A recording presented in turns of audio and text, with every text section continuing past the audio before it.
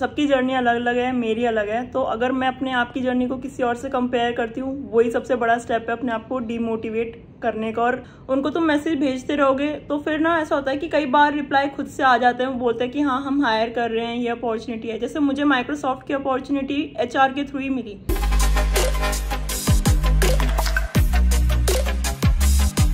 LinkedIn के ऊपर अभी इतने सारे पोस्ट शेयर हुए कि माइक्रोसॉफ्ट ऑफ कैंपस हायर कर रहा है, आज कर रहा है, आगे भी करेगा। बट आप कैसे हायर हो सकते हो माइक्रोसॉफ्ट में ऑफ कैंपस, उसके बारे में जान रहे होंगे इस वीडियो के अंदर। Not just Microsoft but any product based company. We have our guest with us, that is Nancy. We'll start with her introduction. Okay, so yeah, my name is Nancy Solanki. I'm a software engineer at Microsoft. I joined Microsoft last year only, and previously I was an intern at Goldman Sachs, and I also worked at a startup named ClickFlyer. That's pretty much about me. Nancy, the trend these days is कि क्या होता है ना, बच्चे हर जगह apply करते हैं। आपने भी ऑफ कैंपस सब कोई अपॉर्चुनिटी, इतनी अच्छी अपॉर्चुनिटी ग्रैब करी है तो आपने अप्लाई बहुत ज्यादा किया होगा। यू नो, रिजेक्शन मेल भी नहीं आते, तो how you were able to cope up with that? आप क्या strategies आप follow करते थे और how you were able to cope up with that depression और demotivation जो आपको होता होगा? सबसे पहले अपने आप को कंपेयर करना बंद करना पड़ता है। अपने आसपास की जर्नी, सबकी जर्नी अलग अलग है, मेरी अलग है। तो अगर मैं अपने आप की जर्नी को किसी और से कंपेयर करती हूँ, वही सबसे बड़ा स्टेप है अपने आप को डीमोटिवेट करने का और वैसे ही रखने का। तो सबसे पहले तो यार किसी से कंपेयर मत करो, और अपनी जो स्ट्रैटेजी है, जो भी चीज़ें हैं, जितने भी रिसोर्सेज है, ये नहीं कि किसी एक रिसोर्स को पकड़ के बस उसको ही बाइबल की तरफ फॉलो करो। काफ़ी रिसोर्सेज हैं, काफ़ी चैनल्स हैं, काफ़ी कुछ है इंटरनेट पे। हर चीज़ में से फिल्टर आउट करो कि कौन सी स्ट्रैटेजी तुम्हारे लिए वर्क करेगी, क्योंकि कुछ स्लो लर्नर्स होते हैं, कुछ फास्ट लर्नर्स होते हैं। तो अपनी जो स्पीड है, अपना जो कैलिबर है, उसको रिसर्च करो और उस पर ध्यान दो। तो मुझे नहीं लगता डिमोटिवेशन का कुछ रास्ता बचेगा जब तुम्हारे पास इतनी चीज़ें होगी करने को। नांसी, आपके पास इन टोटल कितनी अपॉर्चुनिटीज थी, like off campus on campus में आके?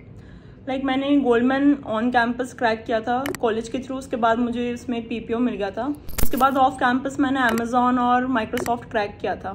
तो नैन्सी, आपने अमेजोन और माइक्रोसॉफ्ट जैसी कंपनीज ऑफ कैंपस क्रैक करी, तो कैसे आपको अपॉर्चुनिटीज मिली? बिकॉज आज की डेट में बहुत लोग इंटरनेट पे बहुत तरीके शेयर कर रहे हैं, इस तरीके से मिल जाएगी, ऐसे मिल जाएगी, रिक्रूटर्स को रीच आउट कर लो, कोल्ड ईमेल कर लो। How you were able to grab them?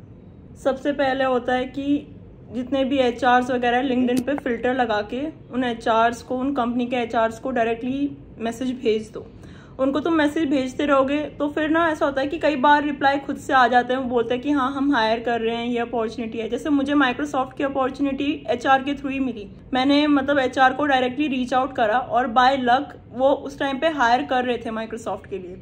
तो मैंने उनके पास मैसेज भेजा और उन्होंने मुझे बोला कि हाँ we are looking for FTE roles, और फिर उन्होंने ही कोडिंग राउंड का जो लिंक वगैरह होता है वो उन्होंने ही सेंड करा। तो सबसे पहली चीज़ होती है कि अपने आप को रीच आउट करो, और लिंक्डइन एक ऐसा प्लेटफॉर्म है जिससे हम डायरेक्टली HR से बात कर सकते हैं। तो उसके लिए ना अगर हमारी लिंक्डइन प्रोफाइल स्ट्रांग है तो HR खुद इंटरेस्टेड हो जाते हैं कि हाँ यार इसकी प्रोफाइल सही लग रही है, इसको भी भेज देते हैं कोडिंग राउंड का लिंक।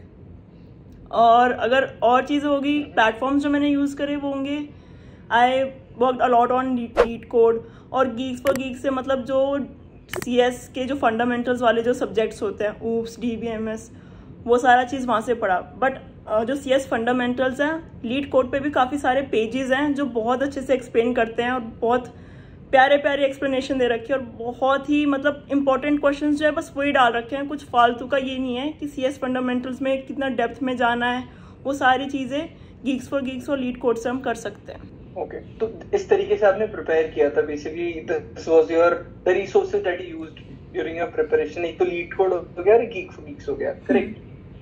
तो रही बात Amazon और Microsoft की, तो जो हायरिंग प्रोसेस था वो क्या था इन दोनों कंपनीज में? मैं आपको ये नहीं बोलूंगा कि एक एक राउंड बताओ, बट इन जनरल दोनों में कितने टेक्निकल राउंड्स थे, किस टाइप के क्वेश्चंस पूछे गए आपसे, कितने हायरिंग मैनेजर राउंड थे, तो वो आप ओवरव्यू दे दीजिए। अमेजोन में मुझसे हुए थे 2 टेक्निकल इंटरव्यूज, और जो थर्ड राउंड था that was HR plus technical. उसमें भी एक कोडिंग क्वेश्चन था और बाकी सारे HR रिलेटेड क्वेश्चन ही थे कि मतलब why Amazon, why not something else. और सेम माइक्रोसॉफ्ट में ऐसा था, 3 राउंड्स होते हैं और तीनों एक ही दिन होते हैं, और उसमें तीनों ही मेरे टेक्निकल राउंड्स थे। HR राउंड कोई हुआ ही नहीं मेरा माइक्रोसॉफ्ट में। तीनों टेक्निकल राउंड्स थे और फिर डायरेक्टली शाम को ऑफर भी आ गया था। ओ, काफी ज्यादा फास्ट फॉरवर्ड प्रोसेस था मतलब। तो आपसे स्पेसिफिकली कौन से टॉपिक्स कवर करे गए थे in all your interviews, Amazon as well as Microsoft?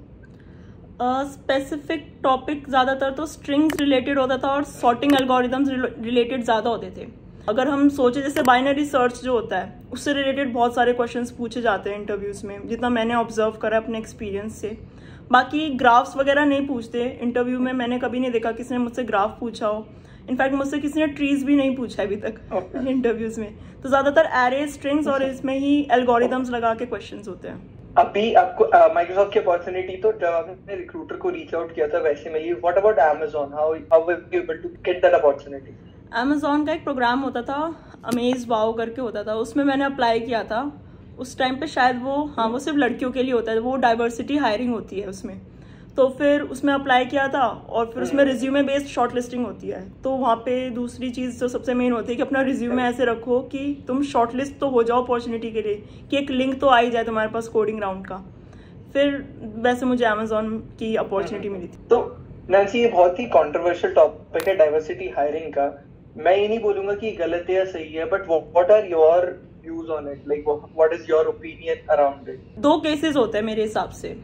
एक होता है कि जब हम डाइवर्सिटी हायरिंग से हम अपॉर्चुनिटी सही बंदे तक पहुंचा पाए। एक होता है कि हम डाइवर्सिटी हायरिंग से हम वहाँ पहुंचा रहे हैं जहाँ शायद अभी लोगों को 2 फॉर लूप भी लगाने नहीं आते। और ये चीज़ जो है, ये मैं नहीं कहूँगी कि ये सिर्फ गर्ल्स स्पेसिफिक है, ये ऐसा मतलब जनरल वाली चीज़ है। अगर कोई लड़का है या फिर कोई लड़की है, जिस पर्सन ने मेहनत की है, काफ़ी ज़्यादा हार्डवर्क किया है, उस तक अगर अपॉर्चुनिटी पहुंच रही है तो देयर इज़ नो हार्म। और अगर कोई पर्सन है जिसने मतलब इतनी मेहनत नहीं की है और वो मतलब इतना उसका लक बहुत अच्छा है उस चीज़ में, और उस तक वो अपॉर्चुनिटी पहुंच गई, उसने समहाउ चीटिंग वगैरह करके इंटरव्यूज निकाल के उसने वो भी कर लिया, तो उसके लिए तो वो चीज़ गलत ही है, वो हायरिंग प्रोसेस जैसे भी है। नहीं, बिल्कुल फेयर पॉइंट है एक्चुअली। अगर डिजर्विंग को मिले तो कोई भी इनिशिएटिव गलत नहीं होता।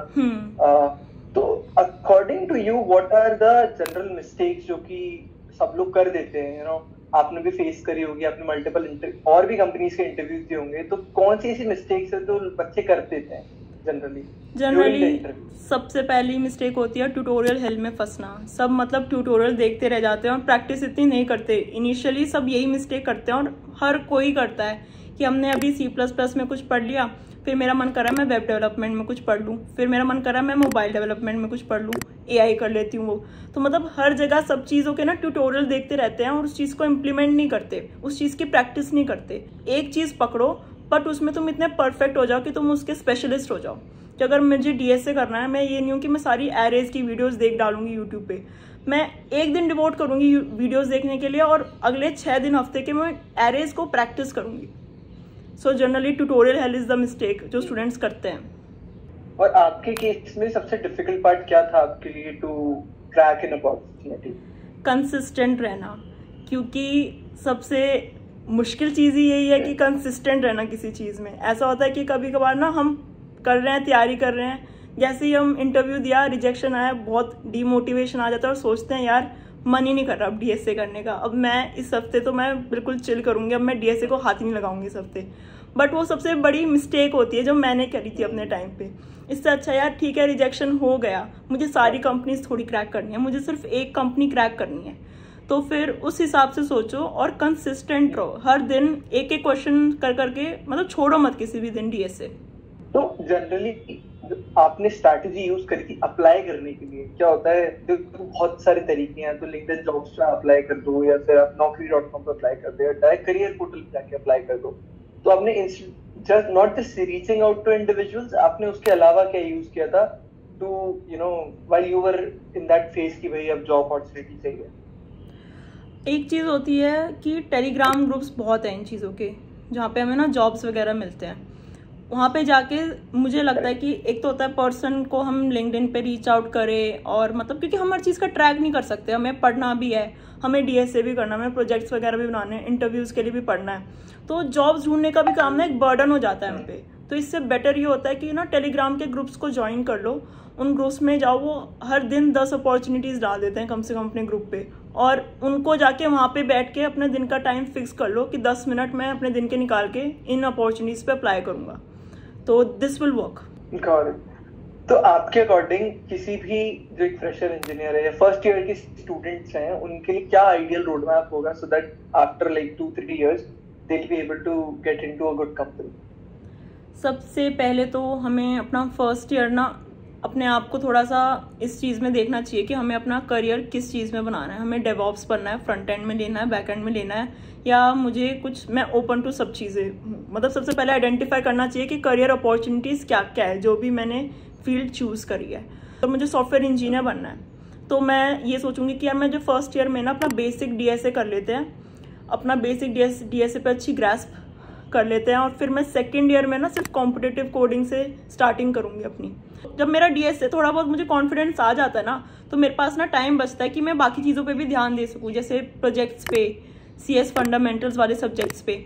तो एक बार सबसे जो मुश्किल काम है डीएसए के बेसिक्स, उसको फर्स्ट ईयर में ख़त्म करो, और सेकेंड ईयर में कॉम्पिटिटिव कोडिंग और अपने प्रोजेक्ट्स और सीएस फंडामेंटल्स को रिवाइज करते रहो।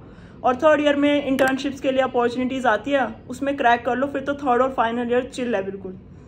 कुछ ज्यादा ही आइडियल हो गई ऑल्दो, बट हाँ it's a very concised framework जो कि सब लोग फॉलो कर सकते हैं, बिकॉज इवेंचुअली मैंने भी यही कुछ ऐसा ही कुछ फॉलो किया था जब मैं कॉलेज ज्वाइन किया था, like first year second year में सीटी करी मैंने और फिर प्रोजेक्ट्स बनाए, देन रिवीजन ऑफ एवरीथिंग। इस चीज़ में मैं ऐड ऑन ये करना चाहूँगी कि अगर हमारे पास एक अपॉर्चुनिटी भी हो जाती है ना थर्ड ईयर में, तो हम ना काफ़ी कॉन्फिडेंट हो जाते हैं बाकी अपॉर्चुनिटीज़ के इंटरव्यूज़ वगैरह देने के लिए। हमारे ऊपर स्ट्रेस नहीं होती, और बिना स्ट्रेस के पर्सन बहुत अच्छा एफिशिएंटली काम करता है।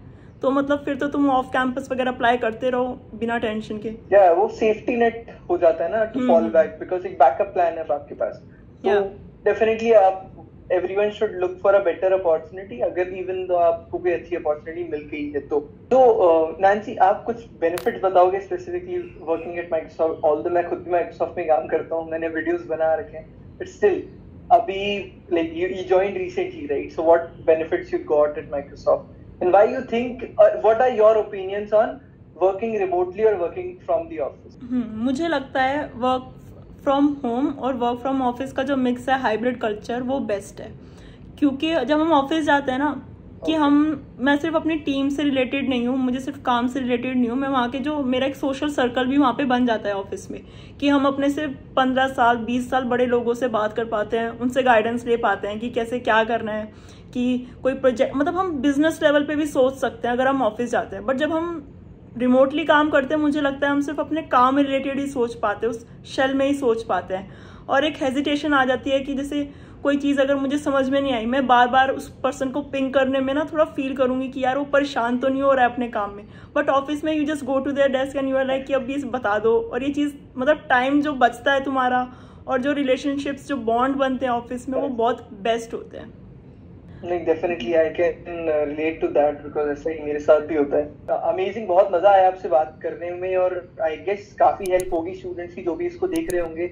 अगर कोई भी डाउट रह जाता है तो you can connect with Nancy, the links of her social handles are in the description, और मेरे लिए कोई डाउट है तो प्लीज कमेंट इट डाउन। मिलते हैं ऐसे किसी वीडियो में, तब तक बाय, टेक केयर।